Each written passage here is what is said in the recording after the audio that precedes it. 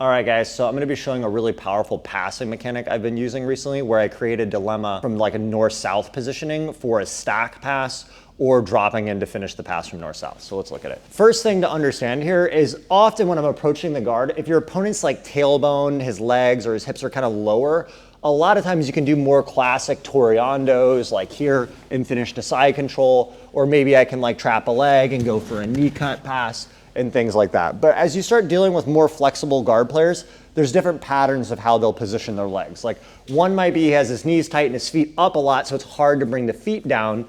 And in this case, I can control the feet and I'm gonna start circling towards a north-south position to try to dig in and pass from here. Another situation, some people will do like a really wide leg positioning. If you've trained a lot, you've probably experienced this. And sometimes this can be kind of annoying. Either way, what I'm looking to do is not pass directly to side control. I'm thinking about getting to a north-south positioning, right? Like getting into this angle. And I'm gonna look for the pass situation from here. So it's almost like passing the guard in reverse from above, right?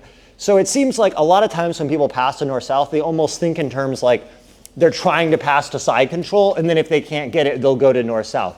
But actually trying to go directly to a north-south positioning, I'm using north-south very loosely to just mean you're above the guy. It's very different than going to side and then trying to go to north-south. If I try to go to side first and he starts framing on me, and then I try to go to north-south, I'm already blocked. Whereas if I'm out here and I suddenly surprise and move to this angle, his frames are less good and I'm looking to find the opening from here. So the first thing I usually look for from here is let's say I just have the pants or a pant and an ankle. I'm gonna deny his feet from being in between my chest and his chest, right? So I just kind of freeze the feet out here. You could control feet, whatever. You just don't want his feet on your chest because he can follow, right? So I'll run around here. If he leaves his legs down like this, I can drop level, drive. I push his tailbone towards the floor. Of course, his arms will come up. I did a video on toreando pass finishes where I talk about some different finishes, but from here I can start digging into pass here. I could come back to side control with knee on belly. I could pummel in the arms and try to pass. But what often happens is when I go here, exactly, he brings his feet in between me and him.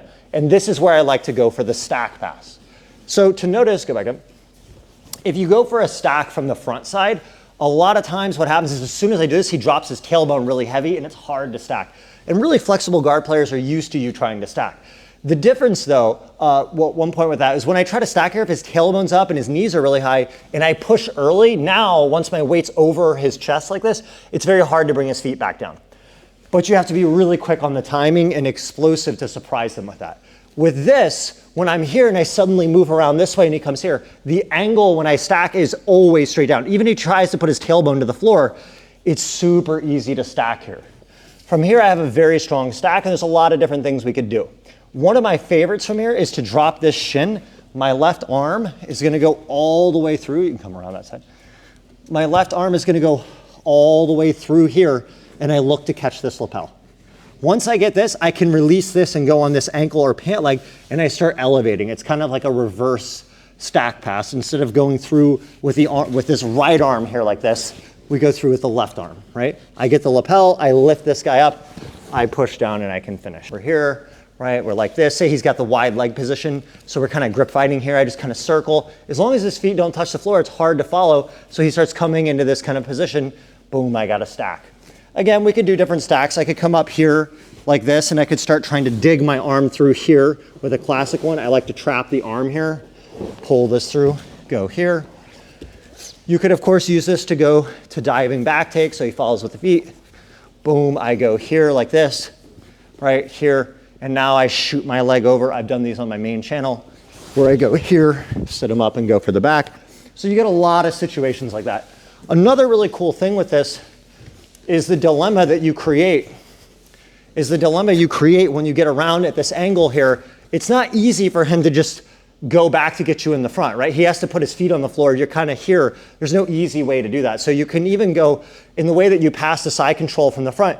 I can pass to side control from the north-south positioning. If he say puts this foot on the floor like this, I can come back here, right? Another thing that'll happen is as I try to stack, sometimes he resists it, but then his feet drop. I can push the knees back down and dig. So you can really create powerful dilemmas with this. You see the Rotolos, at least Cade Rotolo, I've seen do, I think both. They do this a lot where they circle a lot and create these kind of situations. So you don't always need to do it, but if you have like a double threat of attacking from the front with more side control style passes and this north-south style, it makes you so much more dangerous, right? So I'm here, right? Maybe I start off, you can move the legs down. With more Toriano styles, he defends a bunch, it's hard. I try to knee cut, his feet are always up, he's flexible, stacks are hard. I just move here. You see, just pulling away, he didn't have anything to push on. He wanted to frame me when I did that, but I did that. You see, the only thing you can do is follow with his feet. Stack immediately. If I start stacking, you resist really quick, release, drive in, right? So again, this is more of a broad principle mechanic you can use. So I'm sure you'll find a lot more ways than I'm showing right now to use it. But if you start to think in those terms, don't just pass directly to side. Sometimes when you're there, instead just try to run all the way around to north-south out the gate without even attempting to go to side first. And you'll find you create a lot of new angles. Keeps the guy guessing. He may even start to expose the normal side finishes.